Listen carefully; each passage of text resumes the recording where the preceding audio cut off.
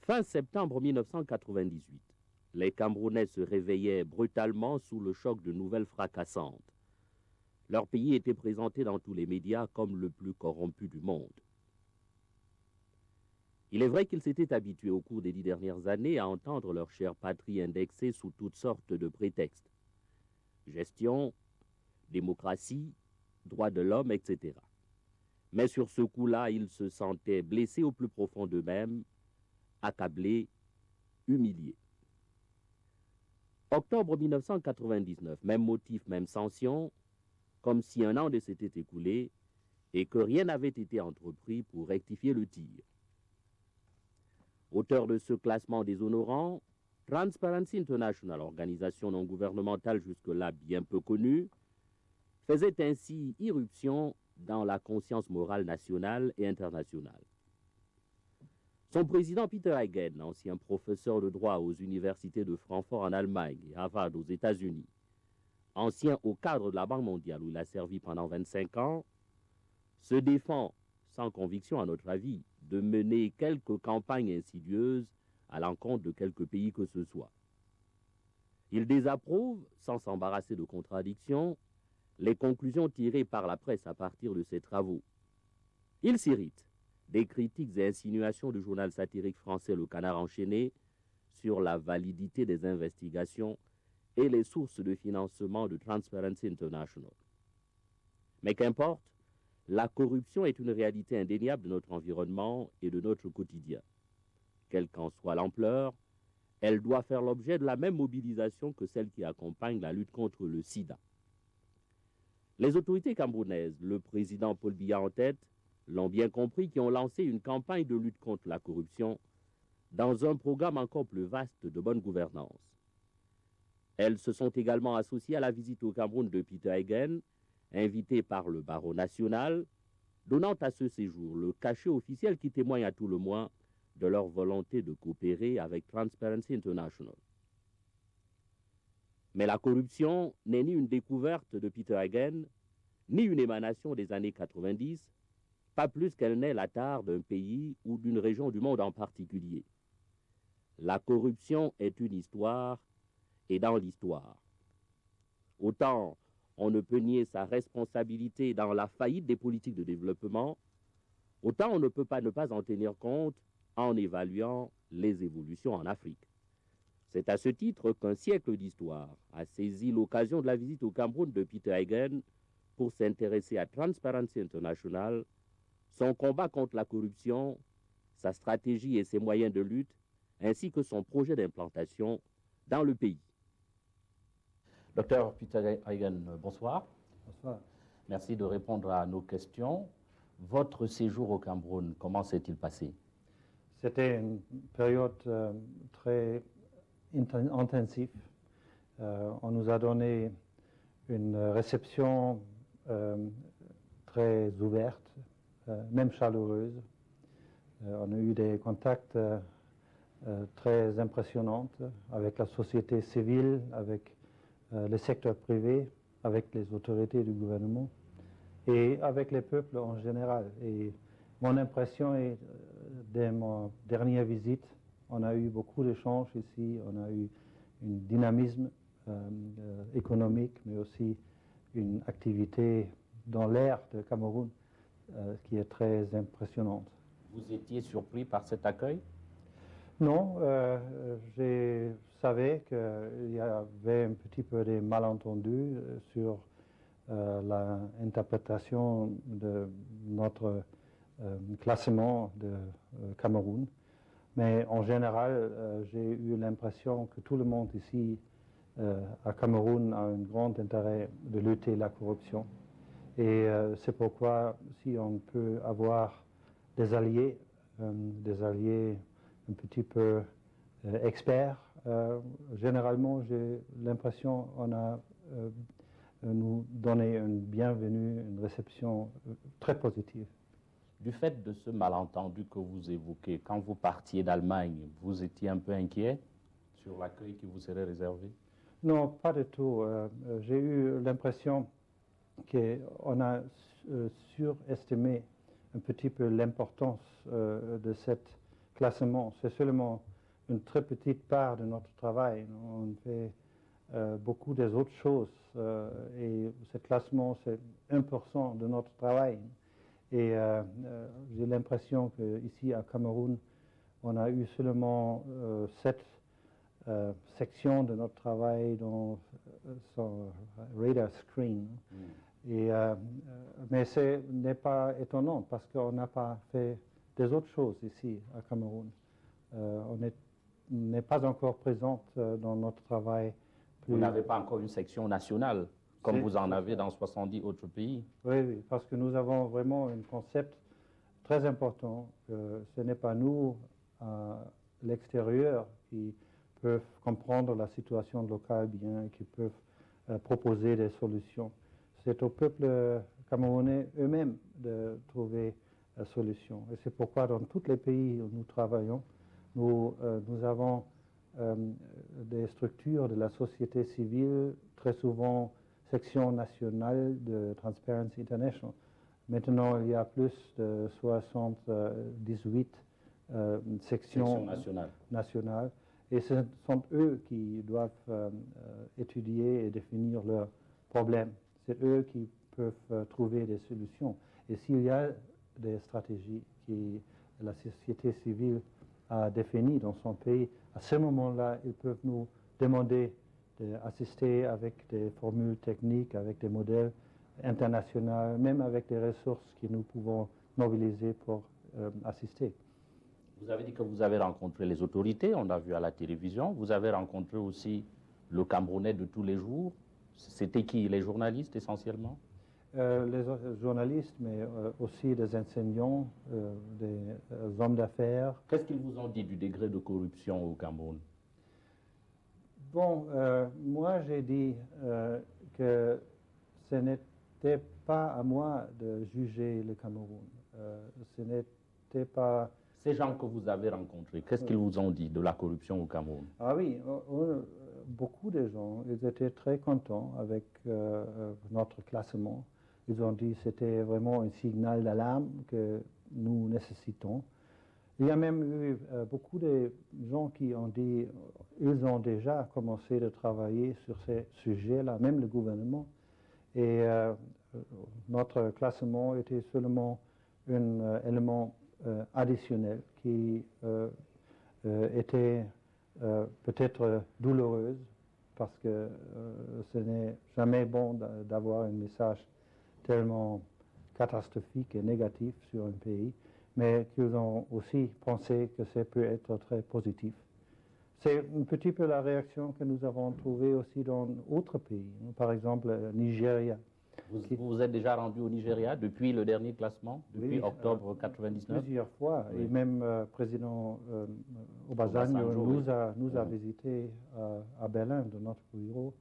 Mais pour lui, c'est plus facile parce qu'il est nouveau dans son poste.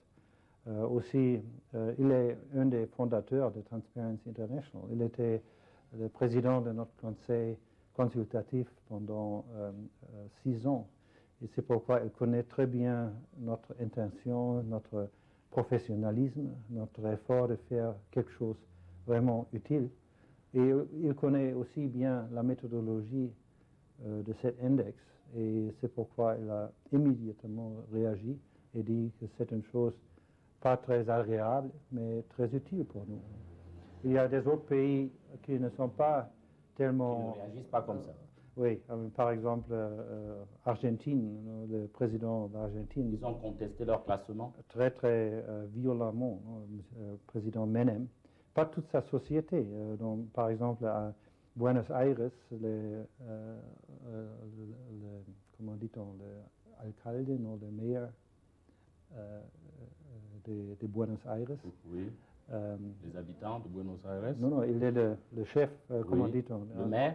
Le maire, Oui, c'est ça. le maire de Buenos Aires. De Buenos Aires, M. De la Rúa, il Oui. pensait que c'était très, très utile, très, très bon. Et maintenant, il est le président de Argentine. Ça veut dire, maintenant, on a aussi une réaction très utile, très positive de l'Argentine. Il y a des autres pays, Malaisie, par exemple, où nous avons même une correspondance avec le Premier ministre. Il nous a envoyé des experts à Berlin pour discuter avec nous la méthode de notre travail.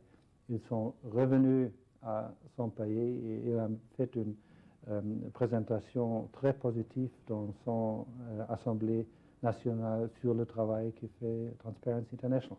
Ça veut dire que ce n'est pas toujours facile et la réaction ici à Cameroun était très très mixte. C'est une réaction qui a évolué entre 1998 et 1999. Oui, c'est une réaction qui peut-être était plus violente au début. Au début. Nous avons offert, par exemple, au gouvernement, moi j'ai fait une offert de donner une briefing très complète à la délégation camerounaise. Des parlementaires. Non, c'était une délégation à la réunion annuelle à la Banque mondiale. Oui. C'était déjà en octobre 1998. Oui. Mais on n'est pas venu à la salle de conférence au moment où j'étais là. Et la visite du président de l'Assemblée nationale, c'était complètement par hasard. Il était en Allemagne, dans une visite de plusieurs villes, et il a demandé de nous voir. Nous étions très heureux de le voir, et c'était intéressant de parler avec lui, parce que, à mon avis, l'Assemblée nationale a un rôle très important à jouer de contrôler la corruption. Docteur Pitaijan, on va parler de votre classement tout à l'heure, parce que c'est pour ça que nous avons demandé à vous rencontrer. On va parler de vos méthodes de travail. Nous ne sommes pas là pour engager la polémique, mais pour comprendre comment vous travaillez, comment vous pouvez aider le Cameroun à combattre la corruption. Mais juste un point de détail historique, vous étiez là au Cameroun, vous veniez souvent nous rendre visite entre 1977 et 1981. Quelle différence voyez-vous avec le Cameroun d'aujourd'hui? Bon, je ne suis pas été ici très souvent, malheureusement. Il y a vraiment un changement important. Il n'y a plus des immeubles dans la ville. J'ai l'impression qu'il n'y a plus de voitures. Il y a une infrastructure qui est plus vaste. Je vois aussi que dans les montagnes autour de Yaoundé, il y a beaucoup de maisons. Ce n'est pas très très joli, non? Parce que, à mon avis, il fallait le concentrer un petit peu et protéger un petit peu la beauté de votre environnement ici. Je n'ai pas vu du tout vos forêts. Je sais que les forêts sont très importantes pour l'économie, pour l'écologie de votre pays. C'est un dossier qui vous a toujours intéressé? Très. Et j'ai l'impression aussi que c'est un dossier où la corruption peut jouer un rôle très néfaste. C'est pourquoi on va organiser un petit atelier à Harvard en mai pour voir si elle a... En mai 2000, Oui, oui. mai de cette année. Oui, oui. Quelles sont les corrélations entre la destruction du forêt et la corruption? Et on va parler de l'Asie, par exemple, de l'Amérique latine, mais aussi de l'Afrique centrale. Et peut-être on peut apprendre un petit peu des choses que vous avez fait ici, parce que dès mon départ, on a introduit certaines réformes. Le représentant de la Banque mondiale l'a mentionné pendant sa présentation au atelier. Et ça m'intéresse beaucoup parce que peut-être on peut apprendre des bonnes leçons de ça pour les appliquer dans d'autres pays. Alors, vous avez préféré répondre à l'invitation du barreau camerounais, alors que le gouvernement camerounais avait été le premier à vous inviter. Vous avez quelques méfiances vis-à-vis des autorités? Non, généralement, il faut faire absolument clair que nous ne sommes pas consultants, nous ne sommes pas dépendants du gouvernement. Oui. Et dans ce sens... Vous êtes indépendant et non partisan. C'est ça. Et c'est pourquoi on était très contents avec l'invitation du Premier ministre, mais on a repoussé la visite pour le combiner avec aussi un travail avec la société civile. Et c'était exactement ce que j'ai écrit au Premier ministre. Avec le barreau camerounais. Ils sont un groupement, mais il y a aussi des autres. On a eu des bons contacts avec l'Église catholique et protestante, aussi avec la communauté. Avec la société civile d'une manière générale. Si, c'était pas possible de voir toutes les bonnes organisations. C'est pourquoi nous avons maintenant formé une petite cellule de préparation d'une section nationale de Transparency International sous la direction de Maître Mouna, qui va être... le bâtonnier de l'Ordre des avocats du Cameroun. C'est ça. Elle va être le convener de cette petite groupe. Et j'espère que pendant les prochaines 3, 4, 5 mois, on peut finaliser un travail de préparation pour inviter tout le monde qui a un intérêt de participer dans ce travail de la société civile. Et cette section nationale sera votre antenne ici au Cameroun. C'est ça. Et antenne peut-être n'implique pas complètement ce que la vraie importance des sections nationales. Parce que les sections sont vraiment indépendantes de Berlin. Au contraire. Votre philosophie et vos méthodes, non? C'est ça, absolument. Et là, peut-être il est important de dire que nous ne cherchons pas la confrontation. On ne craint pas la confrontation, mais on ne le cherche pas. Vous voulez plutôt la coopération. C'est ça. Il faut faire, à mon avis, un effort de créer des coalitions entre les groupes, les acteurs importants, même s'ils sont corrupts. S'il y a une volonté de changer. Par exemple, il y a des grandes compagnies internationales qui, dans une manière systématique, paient pour boire à tout le monde. Il y avait même un système dans les pays riches qui a permis à leurs exportateurs de corrompre dehors de ses frontières. Une compagnie allemande, par exemple, était permis sous la loi allemande de corrompre ici à Cameroun. On avait même le droit de déduire ces paiements de la fiscalité en Allemagne. C'est encore le système en France maintenant, c'est encore le système en Italie, en Suisse, en Néerlande. Mais nous travaillons sur cette affaire-là et on a travaillé avec les grandes compagnies qui ont compris que la corruption ne peut pas continuer. Et c'est pourquoi ils cherchent maintenant une manière de terminer, de contrôler, comment dit-on, d'échapper de cette de ce Dans le système domaine de corruption sans perdre des contrats. Oui.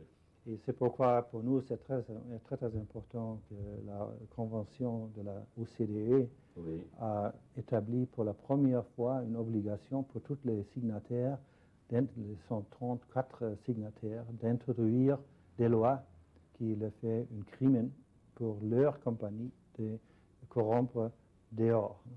Et nous travaillons maintenant avec la OCDE, avec les gouvernements des pays signataires pour faire sûr qu'ils vraiment réalisent cette obligation internationale. J'utilise cet exemple parce que c'était la coopération avec les grandes compagnies qui nous a donné la possibilité d'achever ce succès.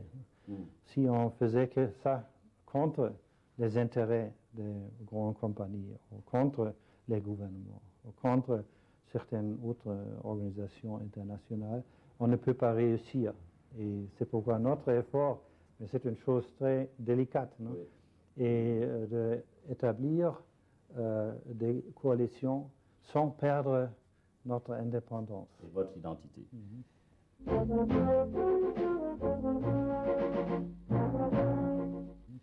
Docteur Pitaigen, expliquez-nous votre indice de perception de la corruption.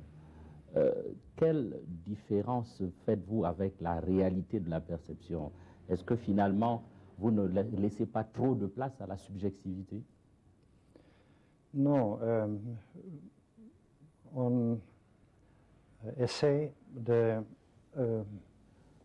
mobiliser comme un catalyseur la société civile dans les pays pour travailler avec ces coalitions locales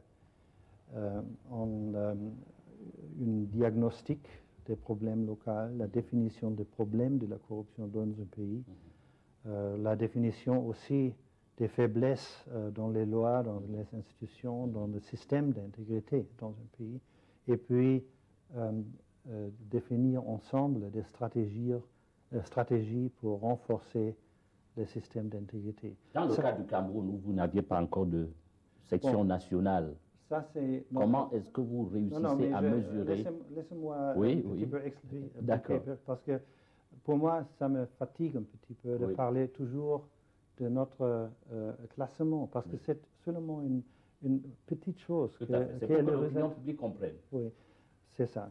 Ça veut dire c'est la société civile avec ses partenaires dans un pays qui fait le travail pour attaquer la réalité de leur pays. Pas seulement de la perception, mais la réalité de la corruption. Ça veut dire s'il y a une section ici à Cameroun, c'est eux qui peuvent travailler avec leur gouvernement, avec leur commission de gouvernance, avec leur ad hoc comité, avec leur observatoire, pour voir si vraiment ça marche ou non. Ou si c'est seulement un arrangement cosmétique. Oui, une vue de l'esprit. C'est ça. Ça veut dire que ce n'est pas une chose pour nous à Berlin de juger qu'est-ce que fait le gouvernement de Cameroun, le gouvernement de Nigeria, le gouvernement de Burma, de Pakistan, de l'Afrique du Sud, de l'Argentine. Ce n'est pas nous.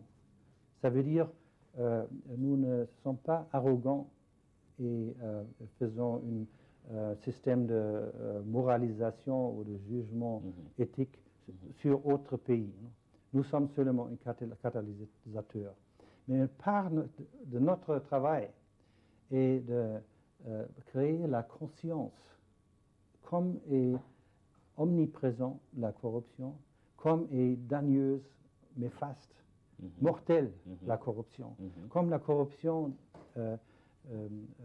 détruit la possibilité, par exemple, de lutter la pauvreté dans un pays, de donner des services sociaux, donner une éducation adéquate à des enfants, donner un service dans le secteur santé, tous résultats de la corruption.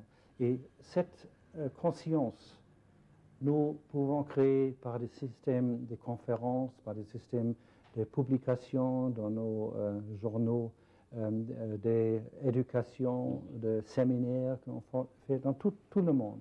Et un tel instrument est le classement. Ça, c'est une chose que nous avons commencé il y a 5 ans. Et la méthode est complètement simple. Il y a des enquêtes existantes, pas faites par nous, existantes. Qui sont les enquêteurs?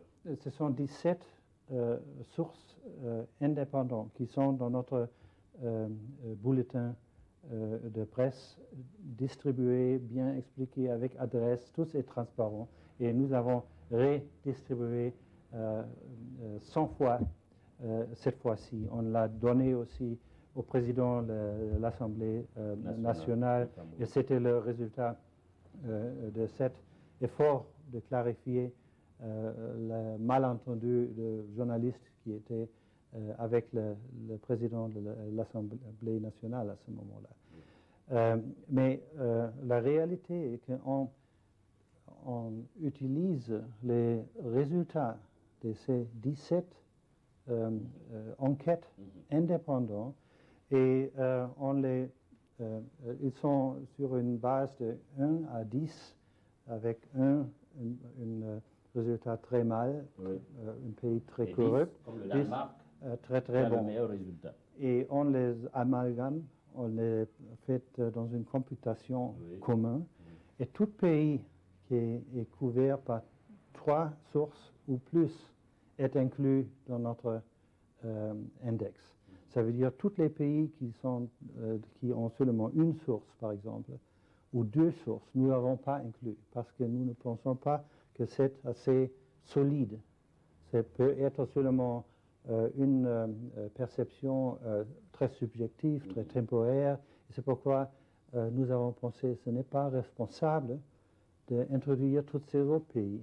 Et c'est pourquoi des 200 pays du monde, nous avons seulement 99 qui ont 3 ou plus. Le Cameroun a 4 sources. Et nous avons aussi expliqué à tout le monde que la solidité de ces sources dépend aussi de type écart, comment dit-on, écart type, des deviations, de la différence entre les sources. Et s'il y a une grande différence entre les sources, même si on peut faire un médium, ce n'est pas très solide, un moyen, ce n'est pas très solide. C'est pourquoi on indique aussi le décart. Dans le cas des Cameroun... Docteur, est-ce que les gens font attention à ça? Ce que les gens retiennent, ce que vous avez présenté, quand je dis vous, pas vous, le docteur Peter Egert, c'est-à-dire Transparency International, présente, laisse entendre que le Cameroun est le pays le plus corrompu du monde sur un classement qui ne tient compte de la situation que dans la moitié des pays du monde. Bon, j'espère bien qu'on peut expliquer ça à un journaliste comme vous, par exemple, que vous avez la patience de comprendre la réalité pour faire sûr qu'il n'y a pas cette malentendu. Le message important est que le Cameroun a un problème très sévère. Personne ne peut le nier. Et ça, c'est le message important. Mais vous savez que finalement, les gens retiennent les détails. Et le détail du classement est fondamental pour l'opinion publique camerounaise, voire même internationale. Ça peut jouer sur les investisseurs, non? Oui, ça joue sur les investisseurs. Mais les investisseurs savent eux-mêmes ce qu'est leur perception. Ça veut dire qu'ils n'ont pas besoin de notre classement. Parce que c'est eux que nous avons surveillés. Ça veut dire que c'est eux que nous avons demandé les questions, les 17 sources-là. C'est vous, les Camerounais, qui ne savez pas comme est mal votre réputation internationale. Comment nous sommes perçus dans le monde. C'est ça, et ça, c'est notre assistance à vous. Naturellement, c'est douloureux pour vous, et je m'excuse, mais c'est un petit peu comme un docteur qui dit à quelqu'un, vous êtes très très malade. Non? Et le malade dit, bon, je ne veux pas savoir, donne-moi une aspirine. Et notre service est plus transparent, peut-être plus dur. Et ce que nous avons discuté avec le Premier ministre, par exemple, et aussi avec les collaborateurs à la présidence, et que peut-être on peut travailler ensemble pour vraiment expliquer avant de la publication du prochain index quelle est la réalité de cet index. Qu'est-ce que ça veut dire si Cameroun est encore une fois, peut-être, je ne sais pas. Oui, que ce sera cette année. Oui, on ne peut pas encore le dire. Non, non, c'est cette année. Chaque année, on va faire ça. Oui. La méthode est la même. Et c'est pourquoi, moi, je n'ai pas de raison de penser que déjà cette année, on va avoir un changement. Parce qu'on a aussi un système de prendre 3 années ensemble. Oui. Ça veut dire 2 années qui étaient déjà décisives pour la dernière année vont être inclus la prochaine fois aussi. Vous allez en tenir compte pour la 3e année. Voilà, on élimine la première année et on inclut une nouvelle année. Ce sont toujours 3 années. Et c'est pourquoi, c'est pour éviter les changements trop violents. Et à mon avis, ce n'est pas raisonnable de penser que la prochaine année, il y a un changement une grande significatif. différence. Il y a même une autre chose, il faut dire ça aussi à vos téléspectateurs, c'est que de temps en temps, ce n'est pas très juste si un gouvernement a un programme très rigoureux contre la corruption. On peut lire plus sur la corruption dans la presse, particulièrement s'il y a une presse libre comme à Cameroun. Ça veut dire que c'est même possible qu'un pays, un gouvernement est un petit peu pénalisé par un programme anticorruption très fort, parce qu'on le voit plus dans les médias. Et c'est pourquoi les observateurs que nous demandons dans notre enquête, ils pensent qu'il n'y a plus de corruption dans un pays. Mais la réalité, c'est vraiment qu'il y a un programme anticorruption très fort. C'est pourquoi, à mon avis, il ne faut pas prendre trop sérieux la place dans le classement. Il faut prendre le message en substance. Parce que ça peut être le début d'un travail commun. Une prise de conscience. C'est ça. Docteur, qu'est-ce qui vous empêche de faire un classement sur la base des 180 pays du monde? On n'a pas les informations. Par exemple, ces 17 sources existent sans financement de nous. C'est complètement indépendant. On utilise seulement les résultats. On voulait aussi avoir un classement des pays exportateurs. Ça veut dire aussi la côté payante. Parce que la corruption a deux côtés, une main qui prend et une main qui donne. Et le Premier ministre Mahathir de Malaisie a dit que nous sommes hypocrites parce qu'on parle seulement du main qui prennent. Et pas des gens qui donnent, que vous connaissez pourtant bien. Et maintenant, on a cherché un financement d'une fondation pour faire ce travail nous-mêmes. Et nous avons donné un contrat à Gallup International, mais c'était de 160 000 $. Et il faut ramasser cet argent, il faut recruter des professionnels, et après, il faut faire ce travail. Et nous avons fait. Et maintenant, il y a un ranking de ces pays-là, 19 pays. Et là, encore une fois, les Scandinaves sont très hauts, comme les Suédois sont premiers. Allemagne, les États-Unis sont au milieu. Oui. La France, Japon, Italie sont très bas. Et la Chine, Malaisie même, est très très mal. Ça veut dire qu'on a fait ce travail, mais on ne peut pas faire ça pour tous les 200 pays du monde. Ça, c'est très très cher. C'est pourquoi on fait ce qui est possible, ce qui est utile. Et le consensus presque universel est que c'est très très utile.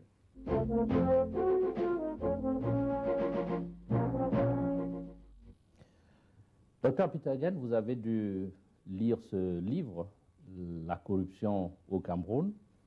C'est un peu le catalogue, hein, une vue de la situation dans notre pays. Et dans ce livre, j'ai trouvé cette phrase où on dit du bien de votre travail, de ce que vous faites. Alors, l'auteur de ces lignes dit ceci: les Camerounais gagneraient à appliquer des solutions inventoriées ou expérimentées par cette ONG dans la lutte anticorruption au lieu de verser dans les réfutations oiseuses et non convaincantes. Alors, ces solutions inventoriées par Transparency International, quelles sont-elles? Je ne comprends pas bien ce que ça veut dire. L'auteur dit que vous avez identifié, recensé, vous avez identifié un certain nombre de solutions pour lutter contre la corruption. Est-ce que l'atelier que vous avez tenu à Yaoundé a permis de dire que voici, par exemple, comment le Cameroun peut s'en sortir dans sa lutte contre la corruption? Ça, c'est beaucoup plus compliqué que ça. C'est un processus de long terme. Ce que nous nécessitons, c'est une participation de la société civile pour voir qu'est-ce qui se passe dans les écoles, qu'est-ce qui se passe dans les centres de santé, qu'est-ce qui se passe dans les passations des marchés pour les grandes œuvres, qu'est-ce qui se passe dans les licences pour le pétrole, comment on partage les revenus de la pipeline du Tchad, qu'est-ce qu'on fait dans le secteur forestier, où sont les problèmes avec l'indépendance du secteur judiciaire, par exemple.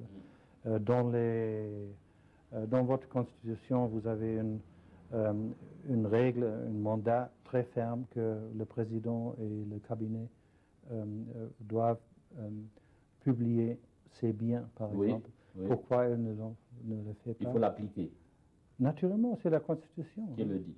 Et je n'ai pas demandé. Non, ce n'est pas à moi de juger des choses comme ça. Mais c'est une multitude de choses qu'il faut diagnostiquer, il faut développer des idées, il faut développer des stratégies avec le gouvernement, non? Pas contre le gouvernement. Pas contre le gouvernement. Et pour moi, de venir ici 2-3 jours,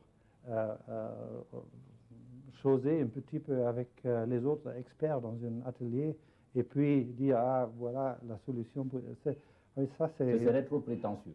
Non, ce n'est pas seulement prétentieux, c'est naïf. Non? Oui. Oui. Alors, votre atelier, puisque vous nous ramenez à cet atelier, qu'est-ce que vous en retenez? C'était vraiment un groupe de présentations très, très intéressantes. J'ai l'impression qu'ici, à Cameroun, il y a des personnes très fortes, très professionnelles. Et si on peut mobiliser dans une manière synergétique leur sagesse, non? Et leur savoir-faire, leur courage et leur intégrité morale, ça peut être une source de grande force pour votre pays. Et j'espère bien que le gouvernement peut utiliser ça, parce que c'est votre propre ressource. Et vous n'avez pas besoin de l'extérieur. Ils peuvent assister un petit peu, le Banque mondiale, le Fonds monétaire, le PNUD, nous-mêmes, nous pouvons faire certaines choses. Mais le principal, c'est vous-même. Et cet atelier a donné une très bonne démonstration, comme est fort la valeur nationale ici au Cameroun, et l'esprit national, et le désir de créer une société juste. Et de vaincre la corruption. C'est ça. Docteur, je vous ai cité un auteur national, ce livre réalisé d'ailleurs avec l'assistance de la Fondation Friedrich Ebert.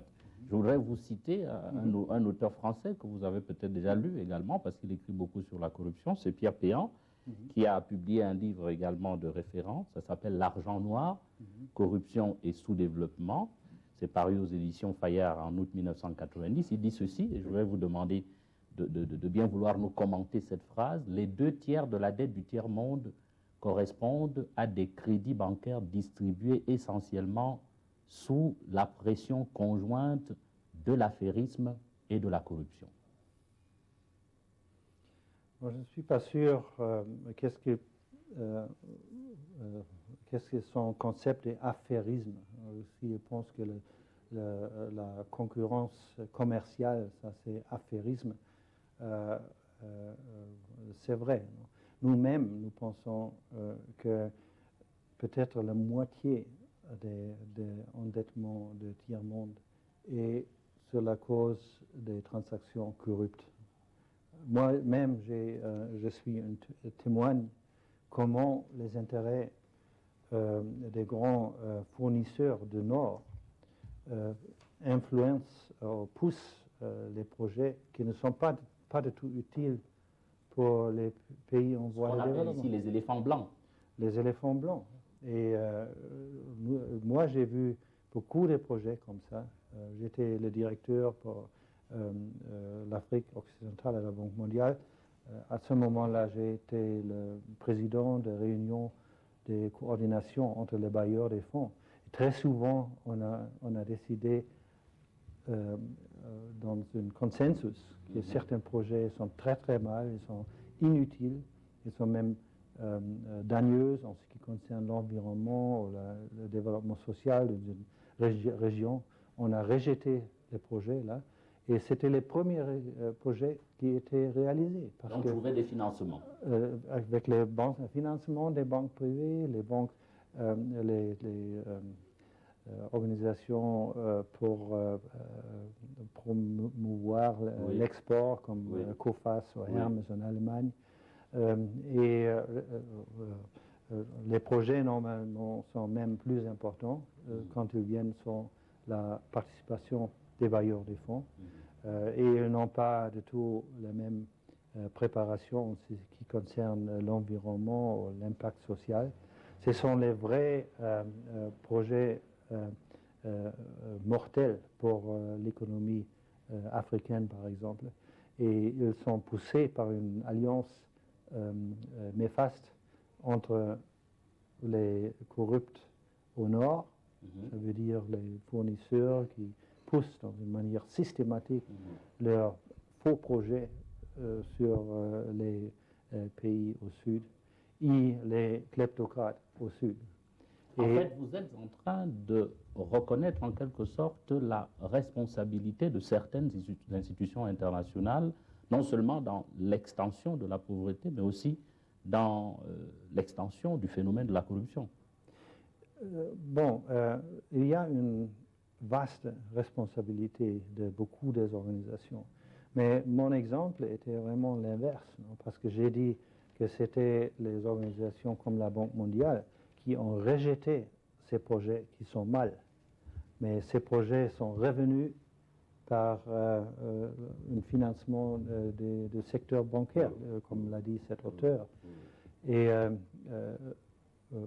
je dois dire que vraiment à la Banque mondiale, on n'a pas pris très sérieux le problème de corruption dans le passé.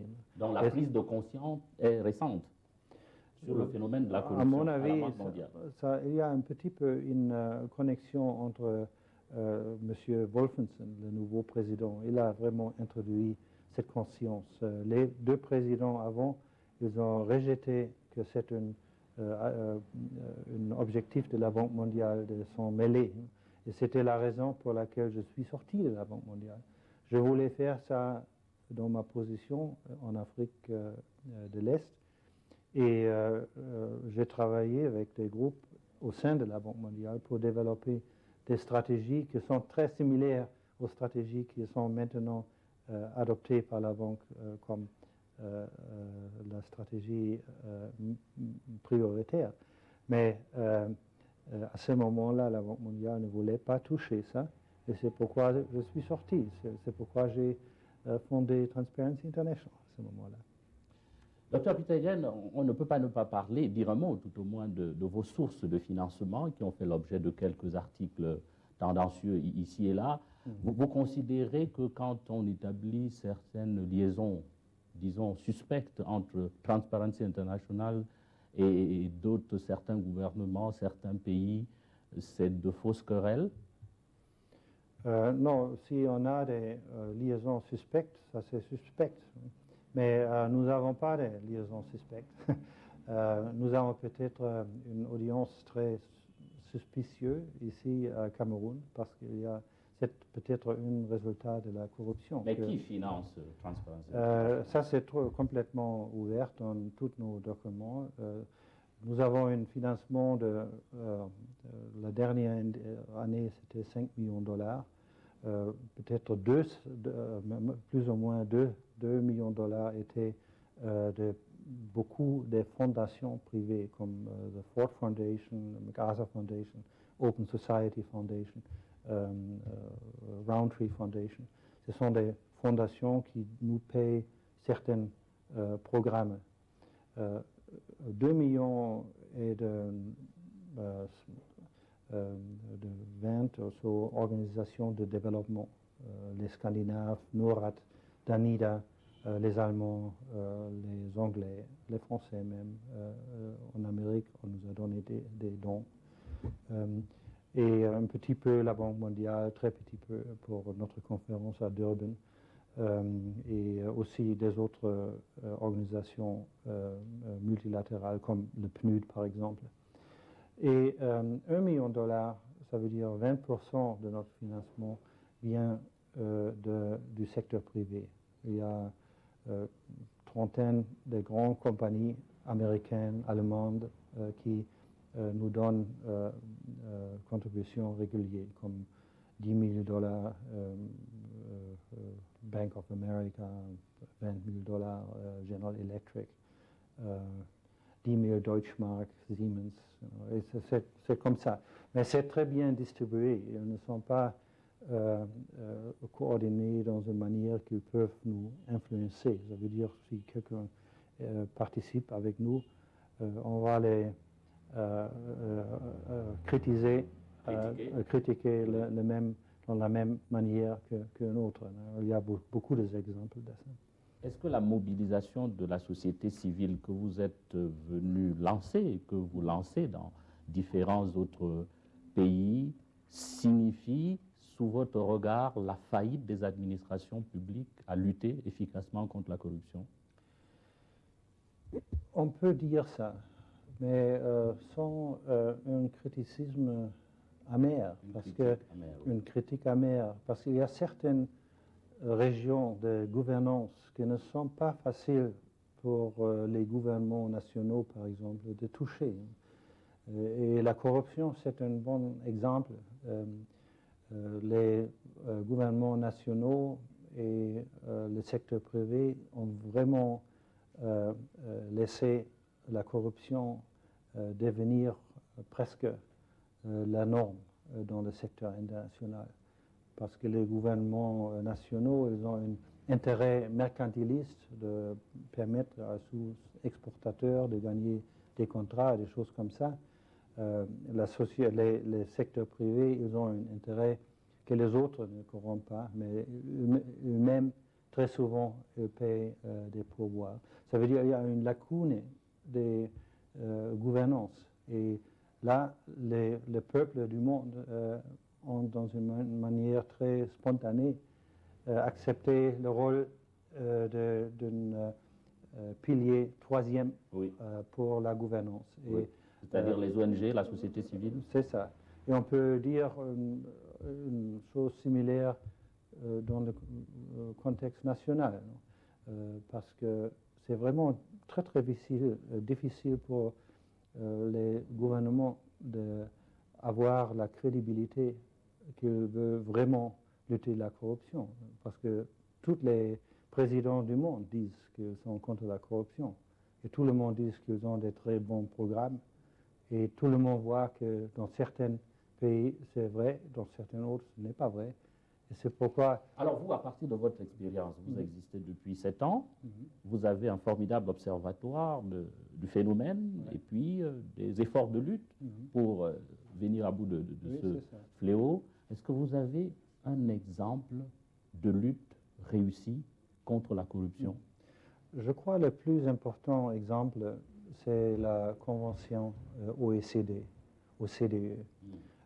Parce que ça, c'est vraiment un changement de toute la culture des marchés internationaux. Et quel est l'axe central de cette lutte? 34 membres les plus importants, les membres de la OCDE, ont signé une obligation d'introduire dans leur pays des lois efficaces contre la corruption dehors. Ça veut dire, dès février 1999, un Allemand qui paye une pot de vin à une Camerounais va être pénalisé en Allemagne. Et avant, ce n'était pas le cas. Et on va obtenir le même résultat avec la France, avec l'Italie et tout ça. 22 pays de ces 34 ont déjà ratifié, ont déjà introduit des lois. Et ça, c'est incroyable. Parce que ça donne clairement à tout le monde le signal que la corruption internationale, c'est un phénomène mortel pour le monde et qu'il faut l'éviter à toute mesure. Dr Piethagen, est-ce que vous repartez en Allemagne ce soir avec une idée différente du Cameroun, de celle que vous aviez il y a 5 jours lorsque vous débarquez à Douala? Peut-être je suis plus optimiste. Je suis plus impressionné avec les gens que j'ai rencontrés dans la société civile, avec les contacts que j'ai eus avec des individus, mais aussi avec des organisations. Aussi, je suis vraiment impressionné de la bonne discussion que nous avons eue avec le Premier ministre. C'était même cordial à la fin. Et des autres membres du gouvernement que j'ai vus. Ça veut dire qu'il n'y a pas une situation serrée. Non? Je crois que c'est une situation... Le malentendu est levé. Oui, je crois qu'on a fait un très grand progrès dans ce sens-là. Quand vous allez prendre l'avion ce soir, quelle sera votre dernière recommandation au bâtonnier Akeremouna à la tête de l'antenne nationale de Transparency International? Il n'est pas encore à la tête, non? Il est seulement le convener, le facilitateur, pour un groupe que nous espérons va se trouver très tôt. Donc, mon conseil à elle et à toutes les Camerounais est vraiment d'approcher ça dans une manière systématique et professionnelle, mais aussi avec un esprit de faire coalition avec tout le monde qui veut participer là-dedans. Parce que, à mon avis, c'est la seule façon comment on peut vraiment contrôler la corruption et devenir une société plus humaine et plus juste. Merci beaucoup, Piethagen, et bon voyage au retour en Allemagne. Merci également au bâtonnier Mouna qui nous a permis d'enregistrer cette émission dans ce décor qui est en fait celui de son bureau. Merci, et à bientôt peut-être en Allemagne. Merci bien et bonne chance au peuple camerounais.